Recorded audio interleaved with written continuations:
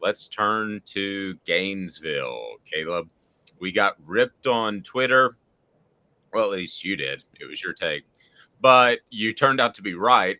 And that was, this Tennessee team is fine for the Final Four. And just because Alabama lost, are they suddenly not a Final Four team?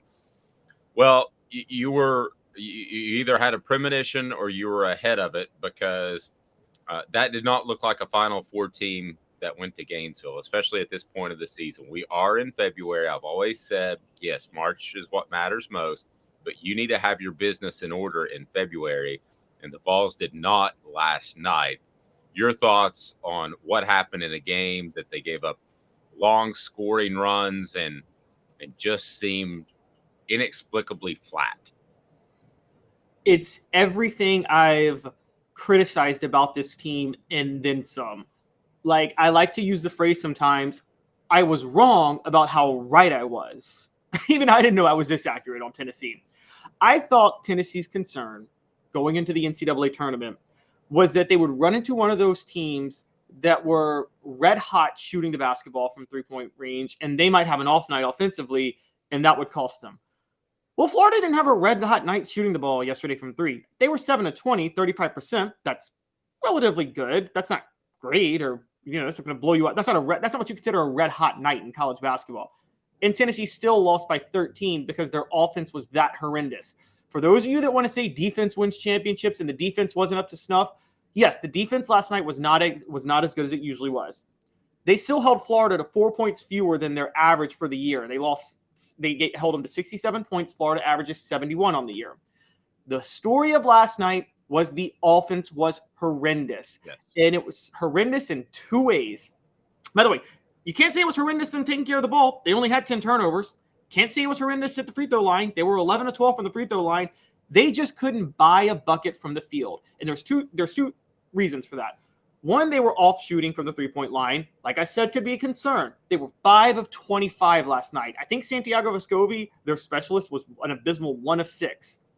More importantly, though, Rick Barnes is still coaching like he's got the mid-90s Bulls, like he's got Michael Jordan post-retiring baseball, which is to say that he loves the mid-range way too much. Unless you have post-baseball retirement Michael Jordan, you should scrap the mid-range. It's the lowest percentage play you can run in basketball.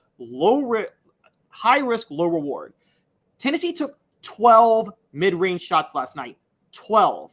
8 firmly that you would consider mid-range shots, and 4 where they were kind of like they had 1 foot on the line, whether or not they were in the paint. I consider those 12 bad mid-range shots. They hit 2 of them. Florida took 3. There's the difference right there. If you're not going to be able to shoot the ball from 3, at least go inside some, and they were relying way too much on the mid-range. Mid-range shooting, poor outside shooting. That's why the offense was so horrendous. It wasn't about your old school. And for those of you stuck in 1975 watching college basketball or whatever basketball you watch, that whatever nostalgia you have for a time period that didn't exist, the idea of tough defense and limiting your turnovers and hitting your free throws and doing all the fundamental stuff to win a game, that's not enough to win a game. Tennessee did all of that last night and lost by 13 because their offense is that pathetic. And it comes once every 5 games. Well, you need to win 6 to win the NCAA tournament in March Madness. So good luck trying to get to the Final Four. Yeah, and I'm not pouring salt in the wound by bringing his name up, but I remember discussing this with Bruce Pearl, and this has been, goodness, he was the coach at Tennessee. Well, I know he was coaching in Auburn when I was interviewing him, so this has been a long, long time ago still. But I remember him saying it's pretty simple. The 3-point shot is your best shot driving it to the hoop, and drawing an and one is your second best shot. It's the mid-range that is the absolute worst shot. So we're not breaking any news, Caleb. This is something that's pervasive in the college basketball community and the NBA. If you watch the NBA, they're not taking any mid-range jump shots. And that is just something to me that is incredibly bizarre and disturbing. The other thing is the long runs by Florida. And there are some coaches, I think it was Villanova's Jay Wright, that liked his team to play through long runs. I think Pat Summitt did as well. So those are both 2 great coaches. But they like their team to be able to overcome long runs by the other team. But at some point, you've got to realize this team doesn't have the gravitas to be able to overcome some of those long runs. and you've got to be able to call a timeout in the middle of that. You've got to realize that this team's personnel, this team's mindset, their mentality is not one of which they can just fight through those long runs. I don't think that's going to be the case. I think this needs to be a team where you call the quick timeout more oftentimes than not. And you're right. If you have one bad game and 4 or 5, you're not going to make it deep in the NCAA tournament, and you might not make it out of the first round. Yeah, exactly. And one of the big problems is, you're right, Rick Barnes. I would be okay with Rick Barnes being like Jay Wright or Pat Summitt in the 90s. And even Bruce Pearl, funny enough, liked his teams playing through long runs too, I remember.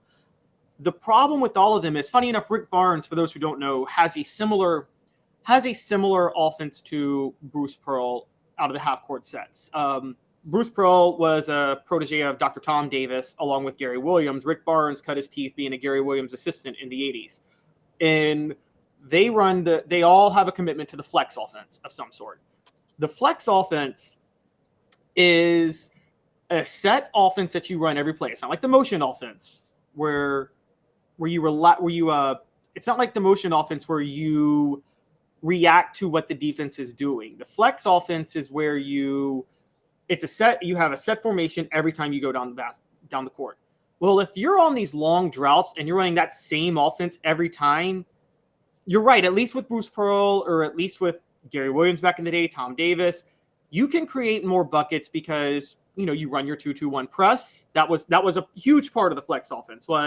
That's only half the scoring. The other half is your up-tempo full court press that's going to create easy buckets for you. In today's game of college basketball, teams break the press a lot more easily than they used to. So you kind of have to adjust from your flex offense, and it just doesn't seem like Rick Barnes adjusts that much. No, I agree. Portions of the program, especially the basketball portions, are brought to you by Zach England of Best and Brock. Zach's got your back, a personal injury attorney in Chattanooga that can go toe-to-toe with the absolute toughest lawyers that the insurance companies can hire. He will make sure that you get your just rewards in terms of personal injury. That is Zach England of Best and Brock. Zach has got your back, so check him out. Smoky Mountain Red, if we go to the message boards, say that Rick's team seem to always trip themselves up year after year with these games, and I hate saying that. They do, and let's be real frank. I mean, there is a reason that Rick Barnes has only made one Final Four appearance, Caleb, and to take that next step to be elite, I think is to be a floor general and know when your team needs a timeout in those long runs. Know that your team is struggling to get a point. That was the thing about Bruce Pearl. And again, I'm not trying to just compare. That's ancient history. But the thing about Bruce Pearl, didn't it always seem like when they were in the middle of giving up a long run, that when they came back, whether or not he called a timeout, he usually had an inbounds play that got a bucket. Seemed like every single time got a bucket. And that would slow things down, or defensively get a stop. And I don't know that I see that out of Rick Barnes, and maybe that's why he hasn't had more postseason success. But the other thing I would add to that, Caleb, is who's the leader on this team? Who do you turn to and say, you are the guy, it's time to get a bucket? I don't know who that is yet. I don't either. Because from an emotional vocal standpoint, Josiah James should be. He's been there the longest, and Sandy Vescovi should be right behind him. You don't really turn to Josiah James for a bucket, though, because he's not your offensive weapon. But, it's funny because we had Slay on yesterday talking about how so many different people can step up in the moment. I've covered enough sports, enough time. When you say you have so many people who can step up, you have nobody who can step up.